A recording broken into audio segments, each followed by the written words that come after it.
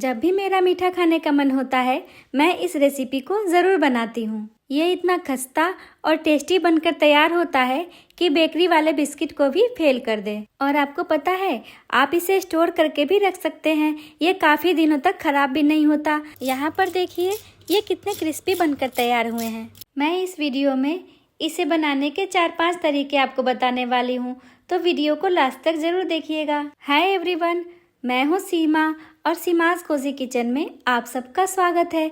तो चलिए फिर शुरू करते हैं। सबसे पहले मैं यहाँ पर ले रही हूँ 2 कप मैदा। आप चाहें तो 1 कप मैदा और 1 कप आटा भी ले सकते हैं। साथ ही इसे और क्रिस्पी बनाने के लिए मैं यहाँ पर ले रही हूँ आधा कप सूजी, 1/4 कप सफ़ेद तिल, आधा कप नारियल का बुरादा, 1 कप चीनी जिसे मैं यहाँ पर पीस कर ले रही हूँ, 2 पिंच बेकिंग सोडा, 2 छोटे चम्मच कूटा हुआ सौंफ, 1 छोटी चम्मच इलायची पाउडर, 4 चम्मच घी। यहाँ पर आप घी की जगह पे 4 चम्मच तेल भी ले सकते हैं। अब इन सबको बिना पानी डाले ही सूखे में ही अच्छी तरह से मिक्स कर लेंगे, क्योंकि ये ऐसे बढ़िया से मिक्स हो जाते हैं। घी डालने की वजह से जो लम्स पड़ जाते हैं उसे आप इस तरह से रगड़ रगड़ कर बढ़िया से मिक्स कर लीजिए, क्योंकि इसमें बिल्कुल भी गांठ नहीं रहनी चाहिए। तभी आपके ये मीठे खजूर खस्ता और करारे बनकर तैयार होंगे। जब मैदा को दबाने से इस तरह का शेप बनने लगे, इसका मतलब घी आपने सही मात्रा में डाला है। और अगर शेप ना बन पाए तो घी और मिला लीजिए। इसे बढ़िया से मिक्स कर लेने के बाद हम इसमें पानी डाल देंगे और एक कड़ा डो बनाकर तैयार कर लेंगे। सारा पानी एक साथ नहीं डालना है, थोड़ा थोड़ा पानी डालते जाइए और डो रेडी करते जाइए। मुझे इस पूरे डो को रेडी करने में आधा कप पानी लगा था, पर अब सारा पानी एक साथ मत डालिए, अपने ज़रूरत के हिसाब से डालते जाइए और डो रेडी करते जाइए। डो तैयार करते करते मैं आपको बता देती हूँ कि इतने डो में कितने मीठे खजूर बनकर तैयार होते हैं। तो मेरे तो लगभग 30 बनकर तैयार हुए थे, जो एक ही दिन में ख़त्म हो गए। स्टोर करने की बारी ही नहीं आई, इतने टेस्टी बनकर तैयार हुए थे। दोस्तों यहाँ पर ये ध्यान देना ज़रूरी है कि डो हमें कड़ा रेडी करना है, वरना हमारे जो मीठे खजूर हैं वो क्रिस्पी नहीं हो पाएंगे बल्कि सॉफ्ट हो जाएंगे। डो बिल्कुल रेडी हो चुका है, तो अब इसे ढककर 15 से 20 मिनट के लिए अलग रख देना है।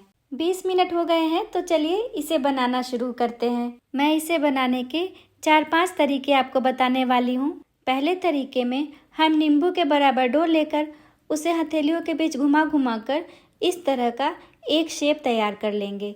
फिर इसे हल्का सा दबाकर इस तरह का चौकोर शेप दे देंगे। फिर एक चम्मच से इसे दबाकर इस तरह का एक डिज़ाइन बना लेंगे। दूसरे तरीके में हम नींबू के बराबर डो ले लेंगे और इसे हथेलियों के बीच घुमा घुमा कर एक गोल शेप दे देंगे, जैसा हम पूरी बनाने के समय करते हैं। फिर इस तरह की एक छन्नी लेकर उसके ऊपर बीच में इस तरह से रख देंगे और दबाकर एक बढ़िया सा शेप बना लेंगे। तीसरे तरीके में भी हम नींबू के आकार का डो ले लेंगे और इसे हथेलियों के बीच में घुमा घुमा कर इस तरह का गोल शेप दे देंगे, और जो हमारे घर पे छेद वाली कलछी होती है उसके ऊपर इस तरह से दबाकर एक बढ़िया सा शेप दे देंगे। चौथे तरीके में हम थोड़ा सा कम डो लेंगे और इसे हथेलियों के बीच घुमा घुमा कर इस तरह का एक शेप दे देंगे। फिर इसे चम्मच को उल्टा करके उसके ऊपर चारों तरफ से इस तरह से दबा देंगे, ताकि इसका एक बढ़िया पैटर्न बन जाए। फिर ऊपर से इस तरह से गोल करते हुए इसे निकाल लेंगे। इन चारों तरीकों में जो तरीका आपको पसंद है उस तरीके से आप इसे बना सकते हैं। पांचवें तरीके में हम पहले इस तरह से हल्का सा तेल डाल देंगे चकले पर और इसे चारों तरफ से चिकना कर लेंगे, ताकि डो इसमें बिल्कुल चिपके नहीं।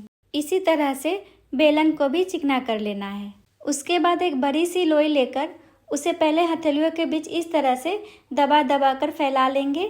फिर इसे चकले पर रखकर रोटी के आकार का बेल लेना है, पर यहाँ पर ध्यान दीजिएगा कि इसे थोड़ा मोटा ही बेलना है, वरना तलते वक्त आपके खजूर टूट सकते हैं। इसे बेलने के बाद एक चाकू की मदद से इसे अपने मनपसंद आकार में काट लेना है। आप इसे बर्फी के आकार का, चौकोर या गोल भी कट कर सकते हैं। इसकी थिकनेस आपको उतनी ही रखनी है जितनी बेकरी वाले बिस्किट की होती है। मैंने इसे बर्फी के आकार का काट कर तैयार कर लिया है।